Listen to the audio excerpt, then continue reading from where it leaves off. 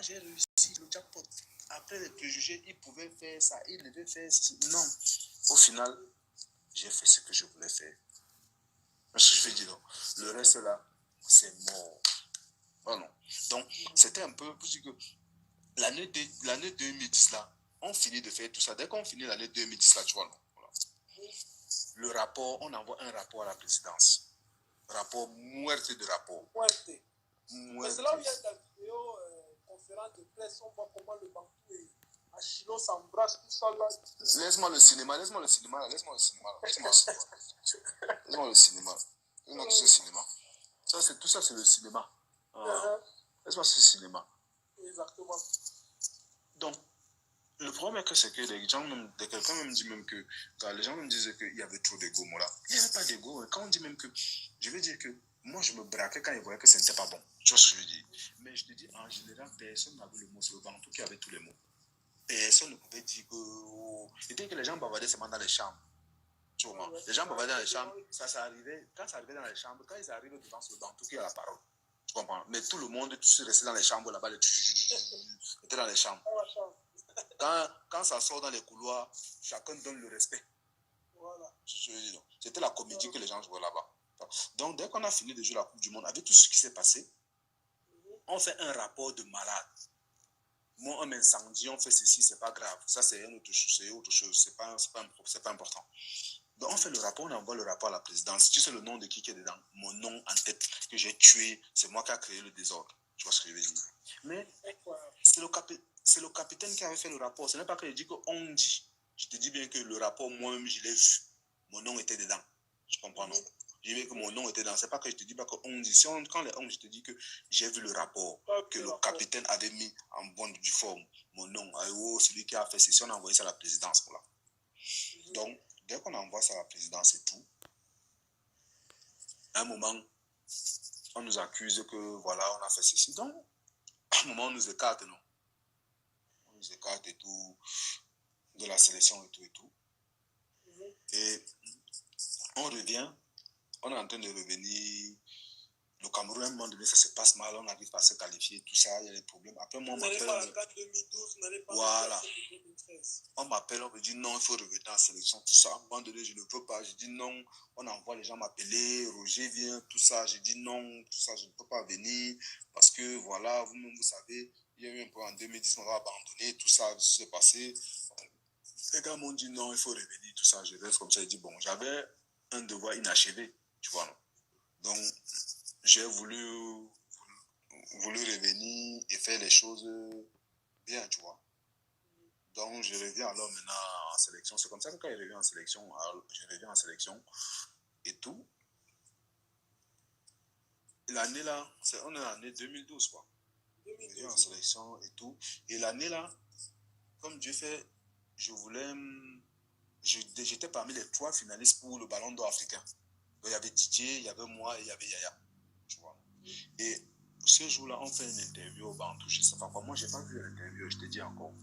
Les gens m'appellent, tout ça, on me dit, gars, tu as vu l'interview du Bantou? Je dis non. Je n'ai pas vu. Je vais regarder, il dit que je ne fais pas partie parmi les meilleurs joueurs camerounais. Tu vois, non? Alors que, oui, c'est ce qu'il avait dit. C'était l'année où tu as fait ta plus grosse saison à oui, exactement, tu vois.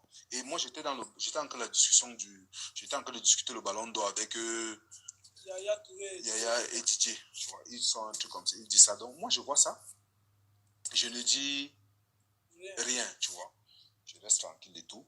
Comme Dieu fait souvent les choses, moi, je partais en sélection la semaine qui venait.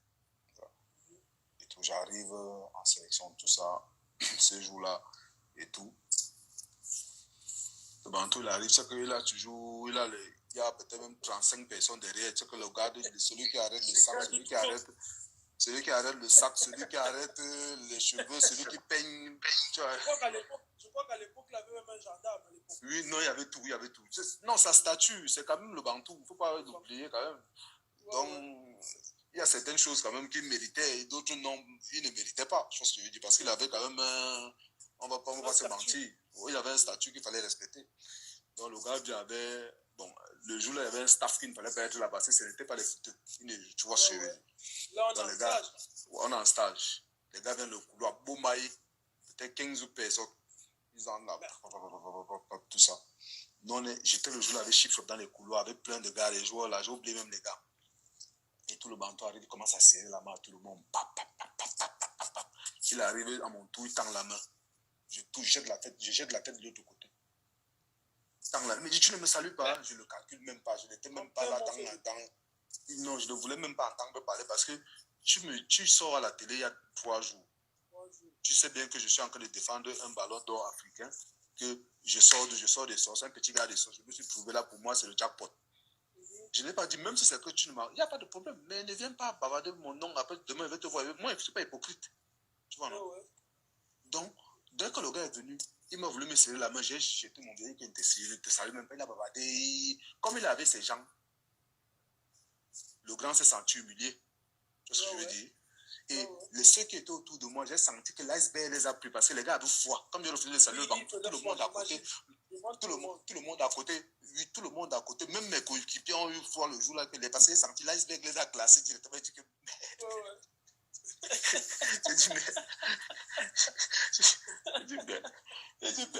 J'ai dit, mais c'est pas possible.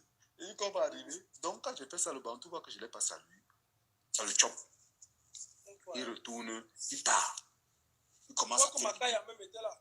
Il dit que tous les gars étaient là. Tous les gars, il part, il commence à bavarder. Oh, je veux le montrer, tout cela. Moi, je suis là tranquille, au calme et tout. Dans ton système. Voilà.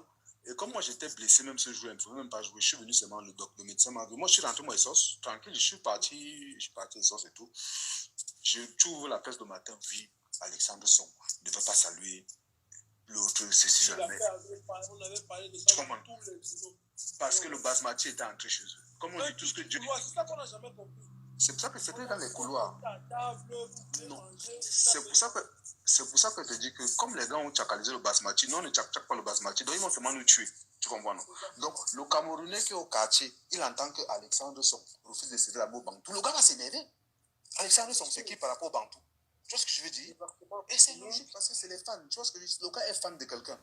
Il se dit que non, il va se dire directement, le petit va se prendre pour qui se prend la grosse tête, il veut montrer quoi. Mais les gars ne connaissent pas le fond du problème là où c'est arrivé. Exactement. Tu comprends, non?